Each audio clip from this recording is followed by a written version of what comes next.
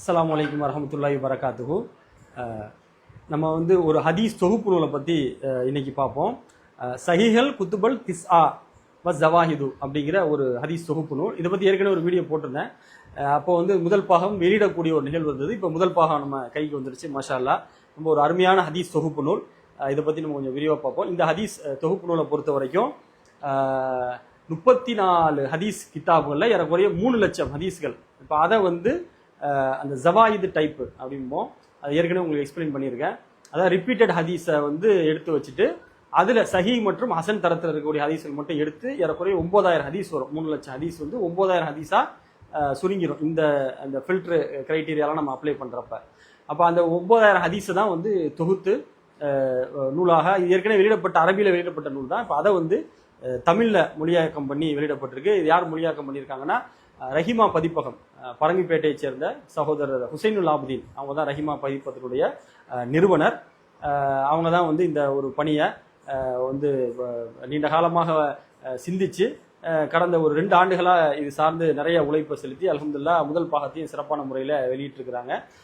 இந்த இந்த இந்த பாகத்துடைய இந்த மொழிபெயர்ப்பு இது சார்ந்தது ஆரம்ப காலத்திலிருந்தே என்னோட ஒரு நல்ல தொடர்பு. அவங்க நேராக பரங்கிப்பேட்டையில் கூட நான் அவங்களை நேரில் சந்தித்தேன்.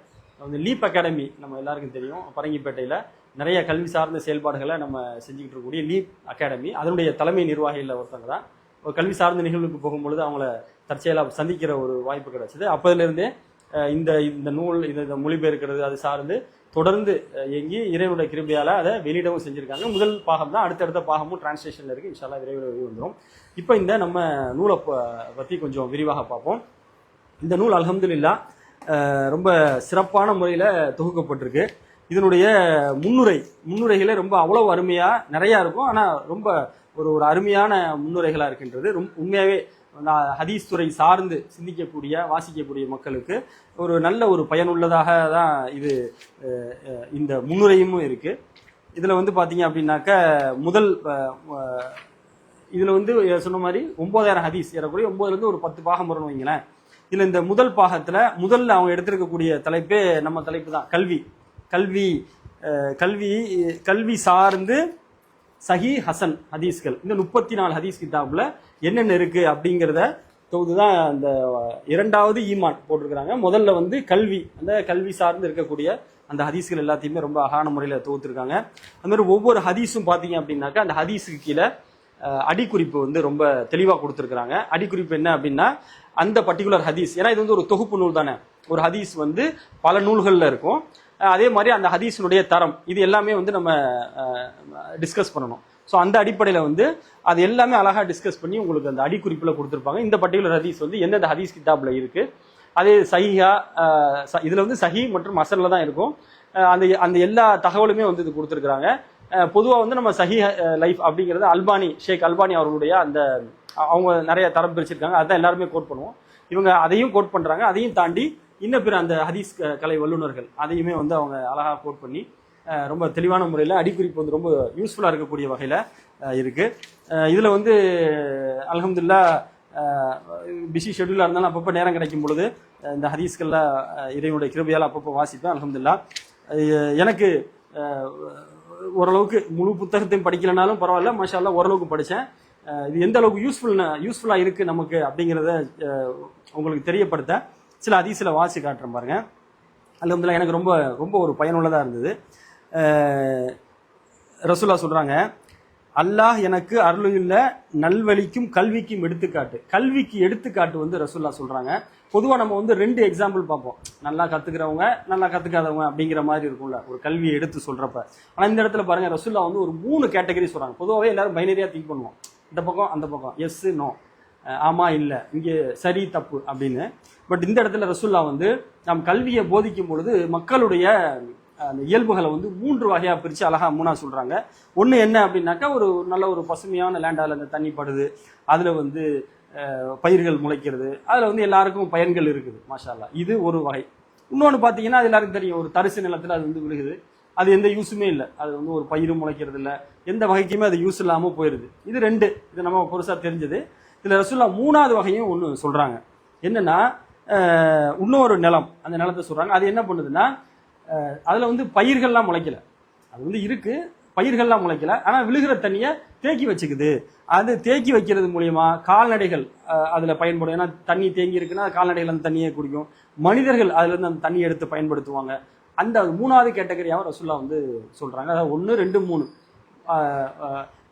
பொதுவாக நம்ம சொல்லும் பொழுது தெரிஞ்சவங்க தெரியாதவங்க ஒரு பைனரி சிஸ்டம் மாதிரியே போகும். பட் இது வந்து ரசூல்லா 3 வகையா பிரிச்சு, ஈவன் தான் ஒருத்தர் அந்த கல்வியை வந்து தான் உள்வாங்கி அதை வந்து ஒரு ஒரு மேக்னிஃபை பண்ணி அதை அப்படியே மேலே கொண்டுட்டு போறது, அது ஒரு வகை சிறப்பான வகை.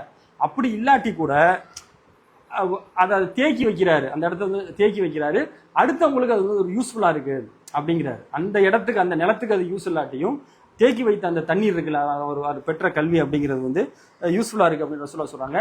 இது எனக்கு ரொம்ப ஒரு புது செய்தியாக இருந்தது. இந்த மாதிரி நிறைய புது செய்திகள் இதில் இருந்தது. அதனாலதான் வந்து எனக்கு ரொம்ப பிடிச்சிருந்தது. சரி, மக்களும் எல்லாம் வாசிக்கிட்டுமே அப்படின்னு. ஏன்னா பொதுவாக நம்ம சஹீஹ் புகாரி சஹீஹ் முஸ்லிம் படிச்சிடுறோம், மாஷா அல்லாஹ். அது நிறைய செய்திகள் நம்ம கேள்விப்பட்டு தான் இருக்கிறோம். இது அதையும் தாண்டி புத்தகங்கள் படிக்கிறதுக்கான வாய்ப்புகள் வந்து ரொம்ப குறைவாக தான் நமக்கு இருக்கு. அல்ஹம்துலில்லாஹ் நம்ம அதை ரொம்ப தேடி போய் நம்ம கஷ்டப்பட்டு அப்படி படிக்கிறது, இவங்க எல்லாம் அப்படியே தொகுத்து அழகா கொடுக்கறது பொழுது நமக்கு ரொம்ப ஒரு இலகுவாக இருக்கு. அடுத்து இன்னொரு ஹதீஸ் வாசி காட்டுற பாருங்களேன். இதுல வந்து 47வது ஹதீஸ். பட் எல்லாத்துலயுமே அவங்க வந்து நோட்ஸ் போட்டிருக்கிறாங்க. ரசூல்லா வந்து சொல்றாங்க, நீங்க பள்ளிவாசலுக்கு வந்தீங்கன்னா ஒருவர் கற்றுக்கொள்ளும் நோக்கம் அல்லது கற்றுக் கொடுக்கும் நோக்கம், இந்த 2 நோக்கத்துக்காக பள்ளிக்கு வாங்கன்றாங்க. அவங்களுக்கு கிடைக்கக்கூடிய அந்த நன்மைகள்லாம் அந்த ஹதீஸ் வந்து ரசூல்லா வந்து எக்ஸ்பிளைன் பண்றாங்க. இது வந்து இப்னு மாஜால இருக்க ஹதீஸ், ஆதாரப்பூர்வமான ஹதீஸ் தான். அப்போ வந்து நீங்க ஒரு பள்ளிவாசலுக்கு வந்தா 2 கேட்டகரி, கத்து கொடுங்க இதை கத்துக்கங்க. அந்த கற்போம் கற்பிப்போம் இருக்குல்ல, அந்த ஒரு செய்தியை நபிகள் ஸல்லல்லாஹு அலைஹி வஸல்லம் அவர்கள் ரொம்ப அழகான முறையிலே வலியுறுத்தி அதில் கிடைக்கக்கூடிய ஒரு நன்மைகளையும் ரசூல்லா வந்து அது தொடர்ந்து அதை பட்டியலிட்டு சொல்லியிருக்காங்க. அல்ஹம்துலில்லாஹ். இதுவுமே வந்து இந்த கற்போம் கற்பிப்போம், ஒரு மனிதன் வந்து எய்தர் கற்றுக் கொடுக்கக்கூடியவனாக இல்லைன்னா கற்றுக்கொள்ளக்கூடியவனாக, அல்லது ஒரு மனிதன் 2மாவே இருக்கலாம், கற்றுக் கொடுக்கக்கூடியவனாகவும் இருக்கலாம், அதே மாதிரி வந்து அடுத்தவங்களுக்கு தான் கற்றுக்கொள்ளக்கூடியவனாகவும் கற்றுக் கொடுக்கக்கூடியவனாகவும் இருக்கலாம். அப்ப இந்த கல்வியில நம்ம கத்துக்கிறதும் அடுத்தவங்களுக்கு கற்றுக் கொடுக்கறதும் அப்படிங்கிறது அது சார்ந்த நன்மைகள். அதை விளக்கக்கூடிய இன்னும் பல ஹதீஸ்களும் இருக்கு. நான் ஒண்ணுதான் உங்களுக்கு வாசி காமிச்சேன். இன்னொன்று எனக்கு ரொம்ப ஒரு பிடிச்ச ஹதீஸ், இதுல வந்து 533வது ஹதீஸாக இதுல இந்த புத்தகத்துல பதியப்பட்டிருக்கு. ரசூலுல்லாஹ்வுடைய அந்த தலைமை பண்பை விளக்கக்கூடிய ஒரு அருமையான ஹதீஸ். அது வாசிக்கும் பொழுது எனக்கு ரொம்ப ஒரு நெகிழ்ச்சியா இருந்தது. இதை வந்து நம்ம மக்கள், ஏன்னா புது செய்திகள்னாக்க இந்த ஹதீஸ்லாம் வந்து 1400 ஆண்டுகளா இருக்கு, நமக்கு புதுசு, நம்ம இப்பதானே வாசிக்கிறோம், அதனால நமக்கு புதுசு. அதனால ஹதீஸ் புதுசு நீங்க நினைச்சிடக்கூடாது. 532 ஹதீஸ் வந்து இப்ப 1400 வருஷத்துக்கு மேலே இருக்கு. நமக்கு அதை வாசிக்கிறதுக்கான வாய்ப்பு கிடைக்கல, ஏன்னா தமிழ்ல பெரும்பாலும் மொழிபெயர்க்கப்படலை. இப்ப மொழிபெயர்க்கலாம், நமக்கு அதுக்கு வாசிக்கக்கூடிய ஒரு வாய்ப்பு கிடைக்கும் பொழுது நமக்கு செய்தி புதுசா இருக்கு. இது வந்து மக்கா வெற்றி தினத்துல ரசூல்லா வந்து அந்த காபாவை வந்து ரீகன்ஸ்ட்ரக்ஷன் பண்ணணும். ஏன்னா மக்கா வெற்றி அது வந்து ரொம்ப ஒரு ஒரு டஸ்டா ஒரு அசுத்தமா இருந்தது. அதையெல்லாம் வந்து ரசூல்லா வந்து சரிப்படுத்தணும், கிளீன் பண்ணணும் அப்படின்னு மக்கா வெற்றி அப்ப கௌபா வந்து ரசூல்லா என்ன பண்றாங்க, அதை வந்து சரிப்படுத்துறாங்க. அது எல்லாத்தையுமே ரெடி பண்ணணும், கிளீன் பண்ணணும்ல. இந்த இடத்துல வந்து அலி ரலியல்லாஹு அவங்க ரசூல்லா மக்கா வெற்றினா ரசூல்லாக்கு 61 வயசு இருக்கும், 61 வயசு இருக்கும் ரசூல்லாக்கு. ஆனா அலி ரலியல்லாஹு வந்து ரொம்ப ஒரு இளம் வயதுக்கு இருக்கிறவங்க தான். அப்ப ரசூல்லா என்ன பண்றாங்கன்னா, அலி ரலியல்லாஹு அவங்களை வந்து நீங்க உட்காருங்க அப்படின்னு சொல்லிட்டு ரசூல்லா அவங்க தோல் மேல ஏறி, ஏன்னா கொஞ்சம் அவசரமா இருக்கும், அந்த காபா எல்லாம் இருக்கும், அதெல்லாம் கொஞ்சம் ரெடி பண்ணணும், ரெக்டிஃபை பண்ணணும், கிளியர் பண்ண அசுத்தத்தெல்லாம் நீக்கணும் அப்படின்னு சொல்லிட்டு ரசூல்லா என்ன பண்றாங்கன்னாக்க, அலி ரலியல்லாஹு நீங்க உட்காருங்க, உங்க தோல் மேல ஏறிக்கிட்டு நான் அந்த வேலையெல்லாம் பாக்குறேன், ஹைட்டா இருக்கு அப்படின்றாங்க. அப்ப அவங்க அலி ரலியல்லாஹு உட்கார்றாங்க, ரசூல்லா அவங்க தோல் மேல ஏறுறாங்க, கிளீன் பண்ணலான்னு. அடுத்து பார்த்தா அலி ரலியல்லாஹு ரசூல்லா வந்து என்ன பண்றாங்கன்னா, அலி ரலியல்லாஹு பாக்குறாங்க, அவங்க வந்து ஒரு பலகீனத்தை ஃபீல் பண்றாங்க. மேபி ரசூல்லாவை அவங்களால தூக்க முடியல உள்ள இருக்கு, வெயிட் லிஃப்ட் பண்ண முடியல உள்ள இருக்கு. உடனே ரசூல்லா என்ன பண்றாங்க, ரசூல்லா கீழே இறங்கிட்டு அலி ரலியல்லாஹு என்ன சொல்றாங்க, நான் உட்காந்துக்கிறேன், ஏன் தோல் மேல நீங்க ஏறுங்க அப்படின்னு சொல்லி ரசூல்லா என்ன பண்றாங்க, அவங்கள தூக்கி விட்டு அவங்க வந்து என்ன பண்றாங்க, அது எல்லாமே கிளீன் பண்றாங்க. ரசூல்லா இன்ஸ்ட்ரக்ஷன் கொடுக்குறாங்க, இப்படி பண்ணுங்க அப்படி பண்ணுங்க, அதுக்கேற்ற மாதிரி அவங்க அதை கரெக்டா கிளீன் பண்றாங்க. இது ஒரு தலைமை பண்பு பாருங்களேன். எந்த ஒரு நல்ல காரியமும் நம்ம செய்வோம் நினைப்போம், ரெண்டாவது நம்ம ஒரு காரியம் செய்யும்போது அந்த காரியத்துல தான் கண்ணா இருப்போம், சுத்தி முத்தி ஜெனரலா பாக்குறது இல்ல. ரசூல்லா பாருங்க, ஒரு நல்ல காரியம் தான் செய்யறாங்க, ஆனா எல்லாத்தையும் பாக்குறாங்க பாருங்களேன். இப்ப நம்ம ஒருத்தர் தோல் மேல இருக்கும், அவர் அதை தாங்குவார், அப்படிக்கு அவர் இளைஞர் தான், அலி ரலியல்லாஹு வந்து சாதாரண அல்ல, ரொம்ப ஒரு வலிமையானவர் தான், இளைஞர் தான். இருந்தாலும் ஒரு சின்ன பலகீனத்தை ரசூல்லா பார்க்கவுமே, ஒரு 61 வயசுல ரசூல்லா இறங்கிட்டு தன்னுடைய தோல் மேல அவரை வச்சு அவரை வேலை செஞ்சு அழகு பார்க்கறாங்க பாருங்க. இது பெரிய தலைமைத்துவ பண்பு. மாஷா அல்லாஹ் இந்த ஹதீஸ் எனக்கு வாசிக்கும் பொழுது இது வந்து எங்கே இருக்குது ஃபுட் நோட்லாம் தெளிவாக கொடுத்துருக்காங்க. 194 ஃபுட் நோட்டு. இது வந்து அகமது ஷாக்கிர் ஹதீஸ் எண் வந்து 644. அதில் வர்ற செய்தி வந்து ஆதாரபூர்வமாக அறிவிப்பாளர். இது வந்து பல ஹதீஸ்கள் இருந்தாலும் சில இது பலகீனமான அறிவிப்பாளர். இது ஆனால் இந்த அகமது ஷாக்கீரில் வர்ற இந்த ஹதீஸ் வந்து ஆதாரபூர்வமான ஹதீஸ். அப்போ வந்து ரசூல்லா வந்து அந்த தலைமைத்துவ பண்பு சொல்கிறேன். அந்த ஏஜ்லையும் பார்த்தீங்க அப்படின்னாக்கா வந்து ஒரு இளைஞரை தான் தோளில் வச்சு அந்த காரியத்தை ரசூல்லா செஞ்சு முடிச்சிருக்கிறாங்க அப்படிங்கிறது வந்து இது நம்ம நிறையா பேசலாம். மேபி இந்த ஹதீஸை இது கேட்டவங்களுக்கு இதை பற்றி நீங்கள் திங்க் பண்ணீங்கன்னா இன்னும் நிறையா உங்களுக்கு ரசூலோடைய அந்த தலைமைத்துவ ஆளுமை பண்புகளை பற்றி நிறையா நீங்கள் தெரிஞ்சுக்கிங்க. மாஷா அல்லாஹ் இந்த மாதிரி நிறையா இருக்குது. நிறையா நோட்ஸ் எடுத்தேன். அந்த மாதிரி நிறையா புது ஹதீஸ்கள். திருப்பி சொல்கிறேன், ஹதீஸ்கள் புதுசு இல்லை. ஹதீஸ்கள் 1400 வருஷமாக இருக்குது. நம்ம வாசிக்கிறதுக்கு புதுசு.